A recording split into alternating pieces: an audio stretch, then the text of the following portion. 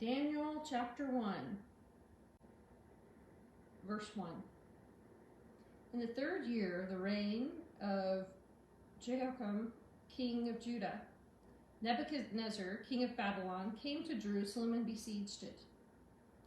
And the Lord gave Jehoiakim, king of Judah, into his hands, along with part of the vessels of the house of God.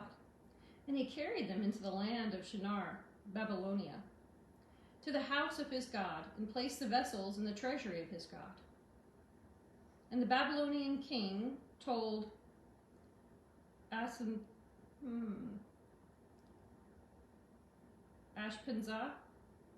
the master of the eunuchs, to bring some of the children of Israel, both of the royal family and of nobility, youths without a blemish, well favored in appearance, and skillful in all wisdom, discernment, and understanding, apt in learning and knowledge, competent to stand and serve in the king's palace, and to teach them the literature and language of the Chaldeans. Verse 5.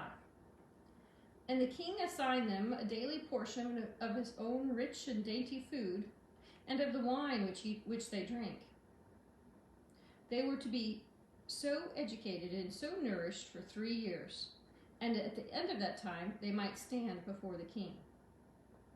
Among these were the children of Judah: Daniel, Hananiah, Meshach, and Azariah.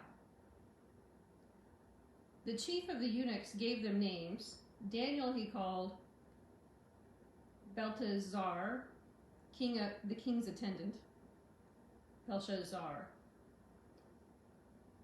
Hananiah he called Shadrach, and Mishael he called Meshach, and Azariah he called Abednego. But Daniel determined in his heart that he would not defile himself by eating his portion of the king's rich and dainty food, or by drinking the wine which he drank.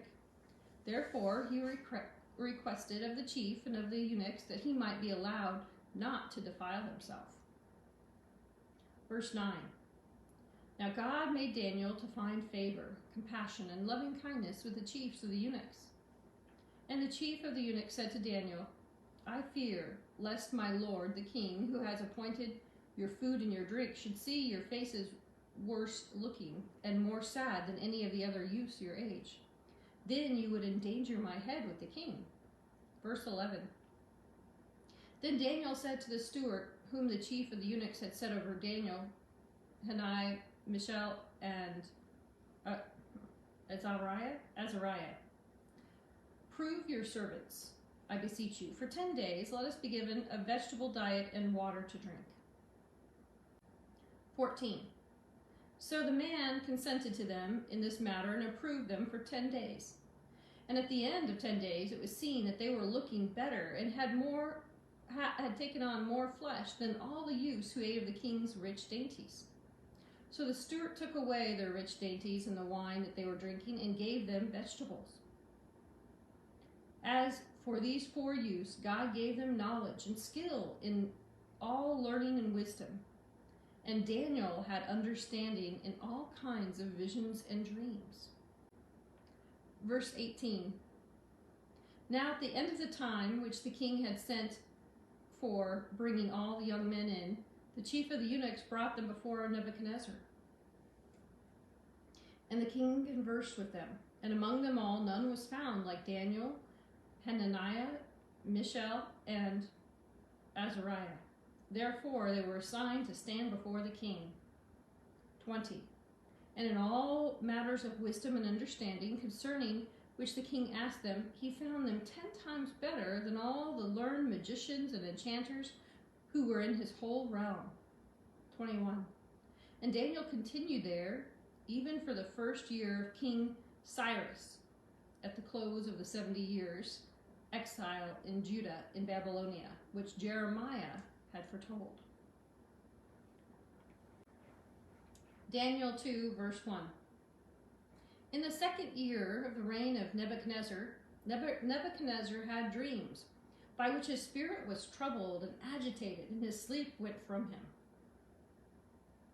Then the king commanded all the magicians, the enchanters and soothsayers and sorcerers, and the Chaldeans, the diviners, to tell the king his dreams. So they came and stood before the king.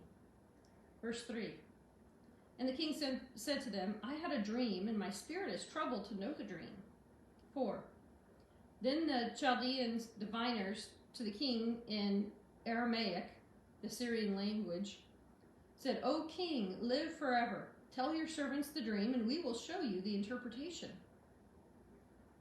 Verse 5.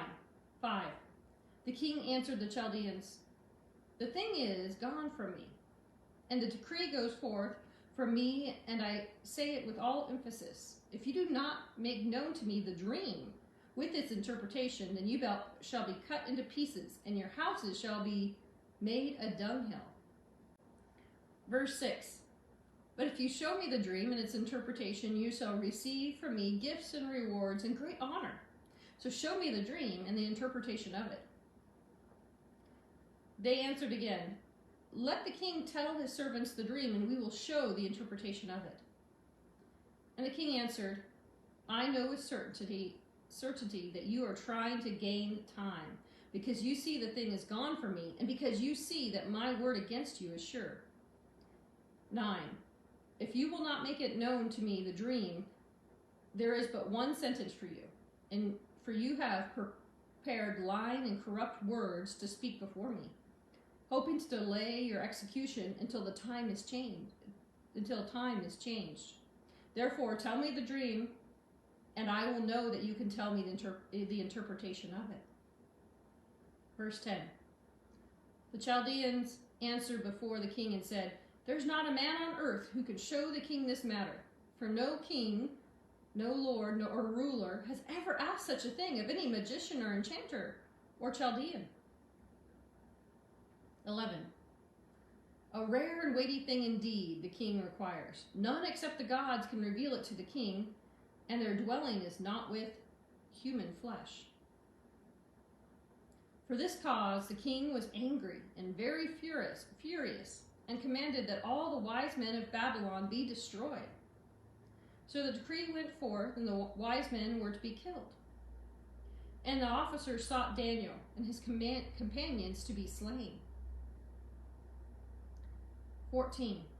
Then Daniel returned an answer which was full of prudence and wisdom to Arioch, the captain or executioner of the king's guard, who had gone forth to slay the wise men of Babylon. 15. And he said to Arioch, the king's captain, why is the decree so urgent and hasty from the king? Then Arioch explained the matter to Daniel.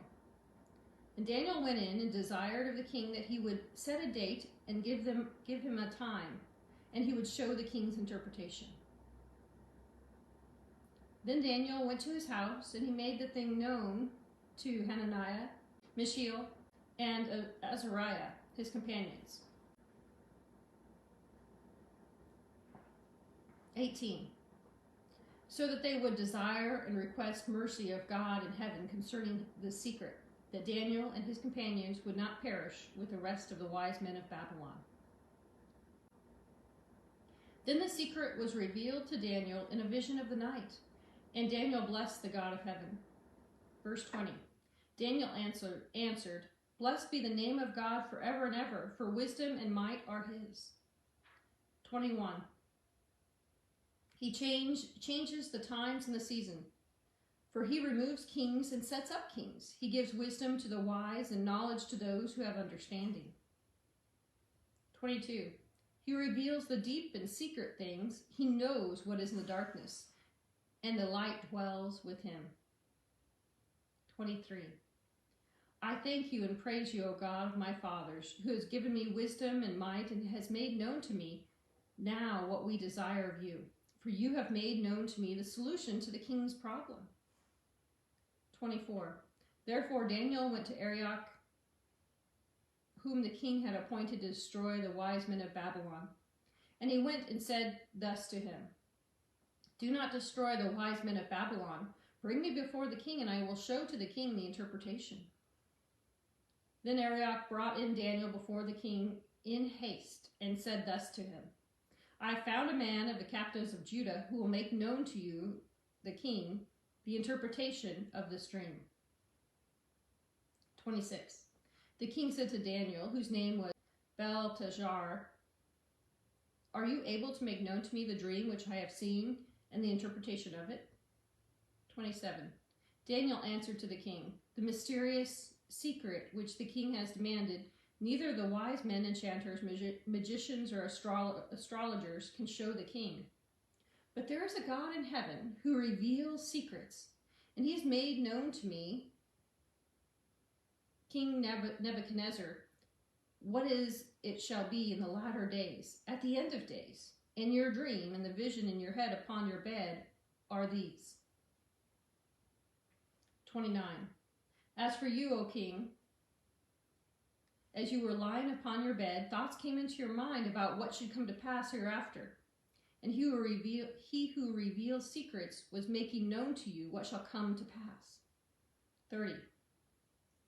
But as for me, the secret is not revealed to me for any wisdom that I have more than anyone else living, but in order that the interpretation may be made known to the king, and that you may know the thoughts of your heart and mind. 31. You, O king, saw and beheld, there was a great image. This image, which was mighty and exceedingly great brightness, stood before you, and the appearance of it was frightening and terrible. 32. As for this image, its head was of fine gold, its breast and its arms of silver, its belly and its thighs of bronze, its legs of iron, its feet partly of iron and partly of clay, baked clay of the potter. 34. As you looked, a stone was cut out with human hands and smote the image on its feet of iron and baked clay and broke them into pieces. 35. Then the iron, the baked clay of the potter, and the bronze and the silver and the gold were broken and crushed together and became like the chaff of the summer threshing floor, and the wind carried them away so that no trace of them could be found. And the stone that smote the image became a great mountain, or a rock that filled the whole earth. This was the dream, and we will tell you the interpretation of it to the king. Verse 37. You, O king, are the king of the earthly kings, to whom the God of heaven has given the kingdom of power and might and glory. And wherever the children of men dwell, and the beasts of the field and the birds of the heaven, he has given them into your hand and made you to rule over them all. You, king of Babylon, are the head of gold. And after you shall arise another kingdom. This is the Medo-Persian. Inferior to you, and still a third kingdom of bronze. That's Greece under Alexander the Great, which shall bear rule over all the earth. 40. And the fourth kingdom, Rome, shall be the strongest as of iron, since iron breaks to pieces and subdues all things. The iron which crushes, it shall break, and shall crush all of these. 41. And as you saw the feet and toes, partly baked clay of the potter and partly of iron, it shall be a divided kingdom. But there shall be in it some of the firmness and strength of the iron, just as you saw the iron mixed with miry earth and clay. 42. And of the toes of the feet were partly iron and partly of baked clay, so the kingdom shall be partly strong and partly brittle and broken. And as you saw the iron mixed with the miry earth and clay, so shall they mingle themselves in the seed of men, in marriage bonds. But they will not hold together, for two such elements or ideologies can never harmonize, even as iron does not mingle itself with clay. 44. And in the days of these final 10 kings shall the God of heaven set up a kingdom which shall never be destroyed, nor shall its sovereignty be left to other people, But it shall break and crush and consume all these kingdoms, and it shall stand forever. Just as you saw that stone was cut out of the mountain without hands, and it broke into pieces the iron, bronze, clay, and silver, and the gold, the great God has made known to the king what shall come to pass hereafter. The dream is certain, and the interpretation of it is sure. The king Nebuchadnezzar fell on his face and paid homage to Daniel as a great prophet of the highest God, and ordered that an offering and an incense should be offered up to him in honor of his God. The king answered Daniel, "Of a truth your God is the God of gods, the Lord of kings, and the revealer of secrets and mysteries, seeing that you could reveal this secret mystery." 48. Then the king made Daniel great, and gave him many great gifts, and he made him to rule over the whole province of Babylon, and to be chief governor over all the wise men of Babylon. 49. And Daniel requested of the king that he appoint Shadrach, Meshach, and Abednego over all the affairs of the province of Babylon. But Daniel remained in the gate of the king, at the gates court.